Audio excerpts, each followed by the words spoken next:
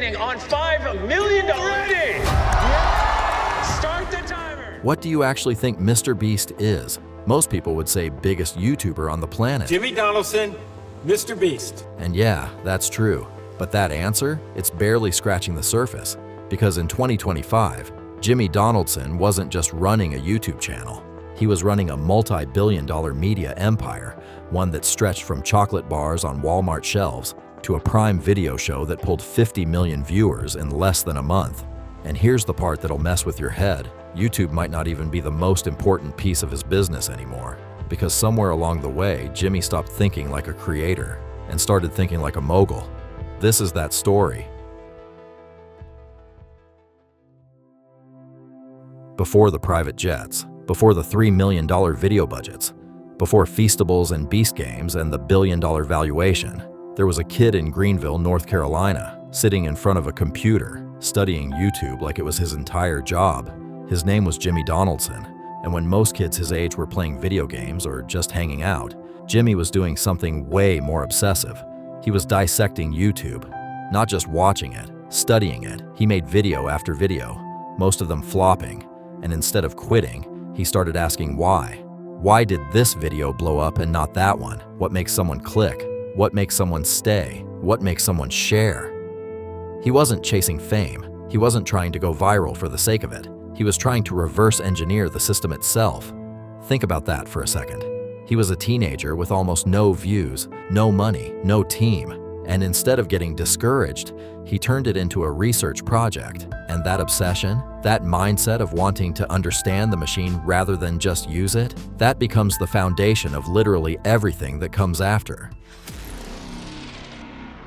Now here's where it gets interesting, because once Jimmy figured out how the algorithm worked, he didn't just use that knowledge to make good videos. He used it to engineer attention. Think about the early stuff that put him on the map. Counting to 100,000 on camera, just counting. Watching paint dry, last to leave challenges with insane prize money. These weren't random ideas. These were experiments. The formula was dead simple. Take a concept anyone can understand in 2 seconds, raise the stakes to a ridiculous level, and never let the viewer look away. Simple idea, massive stakes, instant curiosity. While other creators were asking, what should I make next? Jimmy was asking, how do I keep people watching for one more second? Every single video was a retention experiment, and over time, those experiments compounded. He figured out what worked, then he doubled down on it, then he did it again, bigger, and the views started to come. But here's the thing, blowing up on YouTube was never actually the goal. It was just step one. Okay, so most YouTube success stories end here, right? Guy blows up, gets a bunch of brand deals, maybe drops some merch, buys a nice house. Done. That is not what Jimmy did. This is the part of the MrBeast story that almost nobody talks about. And honestly, it might be the most important part. When the money started coming in, Jimmy didn't pocket it. He put it right back into the next video. Revenue from one video funded a bigger, crazier video. That bigger video pulled more views, which brought more revenue, which funded an even more insane production. Views turned into money. Money turned into bigger videos. Bigger videos turned into more views.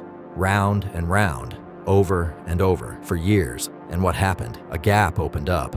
A gap between MrBeast and literally everyone else on the platform. Because nobody, and I mean nobody, could keep up with what he was spending. Some of his productions reportedly ran into the $3 to $4 million range per video. Let that land for a second.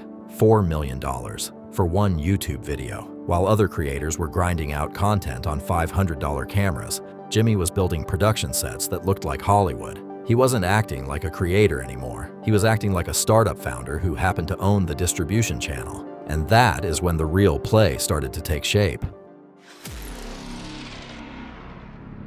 Here's the thing that changes everything. Most people look at MrBeast and see the biggest YouTube channel in the world. But Jimmy looked at his channel and saw something completely different. He saw a distribution machine. Think about what he actually had. Hundreds of millions of people watching his content, voluntarily, every week. People who trusted him. People who waited for his next upload. That's not just an audience. That's advertising real estate that money literally cannot buy. So instead of only running ads on his videos, he started selling things through his videos. Enter Feastables.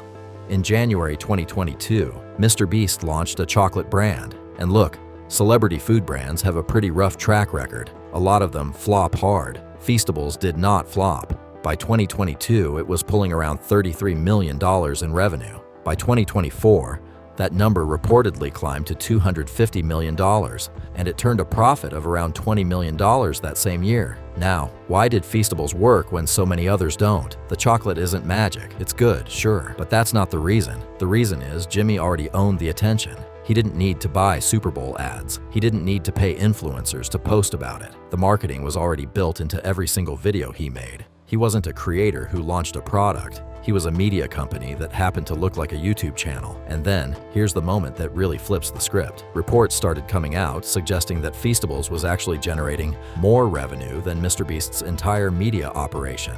That the snack company was more profitable than the content business. Read that again. The chocolate brand was outpacing the YouTube channel. That's the moment Jimmy Donaldson stopped looking like a creator and started looking like a straight-up media mogul.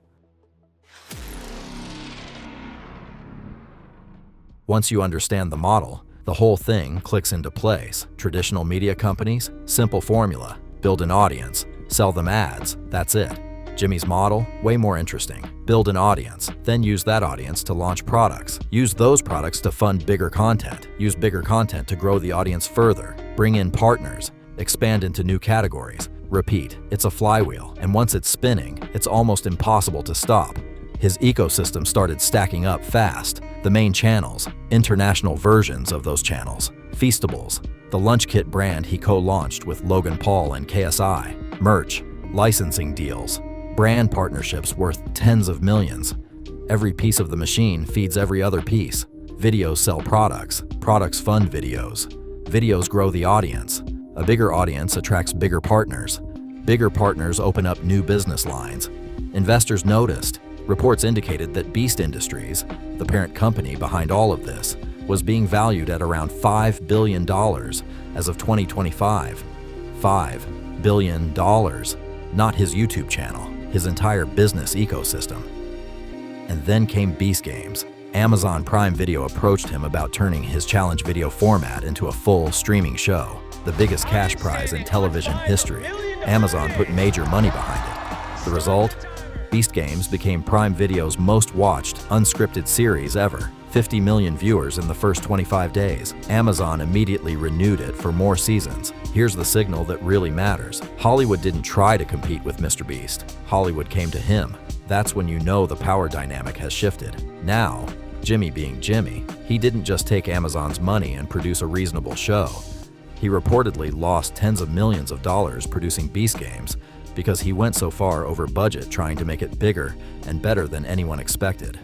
Which is so on brand it's actually funny. Growth first, profit later, scale above everything. That's been the whole philosophy from day one. Okay, here's where I have to be honest with you. Because no good story is complete without asking the hard question. Can this empire keep growing at this pace? Because the bigger you get, the more complicated everything becomes, and MrBeast is operating at a scale where the problems are genuinely massive. Production budgets that would make most TV networks flinch, a global operation with international channels to feed, consumer brands that need to compete on actual retail shelves, not just in YouTube comments. And then there's the scrutiny. Beast Games brought serious controversy. Contestants raised allegations about conditions on set, legal disputes, public criticism, the kind of negative press that sticks.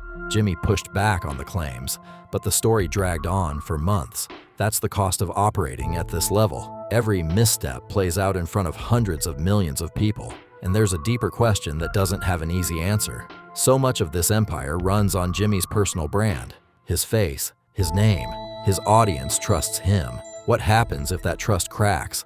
What happens if the next generation of creators starts pulling that attention somewhere else? Nobody knows, and anyone who tells you they do is guessing. But here's what the track record says. Every time Jimmy Donaldson has hit a wall, he's responded the same exact way he always has, by spending more, doubling down, betting on scale. Whether that keeps working is the chapter we're still living through. So let's bring it back to where we started. What is MrBeast? He's not just a YouTuber. He's not just a businessman. He's not just a media company. He's proof of something much bigger. that in a world where attention is the most valuable thing on earth, if you can figure out how to capture that attention consistently at scale, you're not building a channel, you're building a currency. And Jimmy Donaldson figured out how to mint that currency into chocolate bars, streaming deals, billion-dollar valuations, and a media empire unlike anything the internet has ever seen. He didn't just crack YouTube, he cracked the whole game. And honestly, we're probably not even close to seeing how far this goes.